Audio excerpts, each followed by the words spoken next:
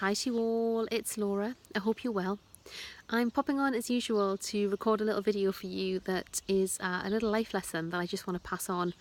It's something that has just popped up for me this evening and wanted to share it with you in the hope that it can help you see more of what's going on for you and in your world, and most importantly to help you get a better understanding of what you need with respect to your own wellness and levels of self-care and ability to be more connected to yourself. I notice as I'm speaking actually that I'm pretty tired, but I wanted to pop on and record this this evening so that it didn't get lost. And it has a particular message as usual. So just a little bit of context. I'm over in Spain at the moment, in southern Spain in Andalusia, on a training program. So I'm here with 17 other coaches. There are 18 of us in total and 2 teachers. So there are 20 of us here in the group. We're doing pretty deep work. So those of you that work with me, you will know that often we're practicing systemically, and we're attending in our work one-to-one and in teams to the needs of the wider system. So what's going to help the system to stay in flow? And by system I mean the relationship systems that each of you guys are in, the teams that you work in, the organisation that you work in, the wider contexts that you work in, the countries, the global dynamics, all of that stuff. A lot of the work that we do is about helping things get unstuck, helping stuff that's blocked be able to move more freely so that the system energetically can be more in flow. And that requires a very specific stance from the coach. It requires us to step back so that we can see more, and encourage you to step back so that you can see more too. As part of this work, what's really important is that we continue to deepen our practice. This is true for anybody in a coaching profession. So I always say to people, you know, if you're going to work with a coach, always ask them, what are they doing in their own development? And if they're not doing anything, then walk away. If you're working with a coach and they don't have a coach themselves, then I would always say walk away, because unless they're in their own deep process, then they can't hold you in yours. One of my teachers always says, you can never take a client deeper than you've gone yourself. So it's super important that we as people who practice in this space are continuously in our own process too, so that we can hold you in yours. So that's the context, but I'm on this program anyway as part of that. And the people are lovely. We've had, God, only just over 24 hours together, but it feels like we've probably travelled several lifetimes.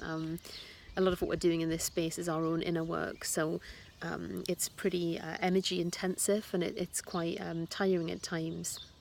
And so the message, the lesson, let me get to the point, is that I think it's really important that we don't sacrifice our sanity for social stuff.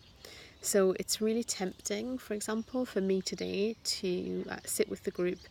I've been with them all day, but not socially per se. Really tempting for me to want to stay. Everyone's sat around the table, we've just had dinner. People are chatting, you know, getting to know each other. And though I know that's really important and I want to build connection with these people, I also know it's really important that I take care of my own physical needs, particularly around my energy. So what good looks like for me after a day with lots of people is to have some quiet time by myself, probably to have a cup of tea, ideally to have a bath, and to get a good night's sleep. To have what I call, and you'll have heard me use this phrase before, white space. And if I'm with people all the time and we're in conversation, particularly in deep conversation, or they're people that I don't know, then I'm in a kind of different place with my energy, and I'm not able to fully drop into myself. And particularly I'm not able to fully come back to myself and reset. So I know tonight, if I don't get a little bit of time by myself to do that, then tomorrow I'll wake up feeling tired. I won't have absorbed as much as I could from today, and I certainly won't have processed my own stuff. So I've made my excuses from the dinner table. I've just told people, because it's that kind of group, said I'm leaving now, you know, I'm going to go and get some quiet time, I'll see you all tomorrow. And I've come out and sat on the terrace where I can get some space, some white space, and some time to reset with myself. Actually, part of recording this video for you guys does also help me process my own thinking. So that's the message. It's a really simple one. It's to not sacrifice your sanity for social stuff. If you love to be with people, great. there'll still be times where it's really important for you to get time on your own. And when we want to be with people socially, or when we feel pressure to be with people socially, we're very often sacrificing our own needs.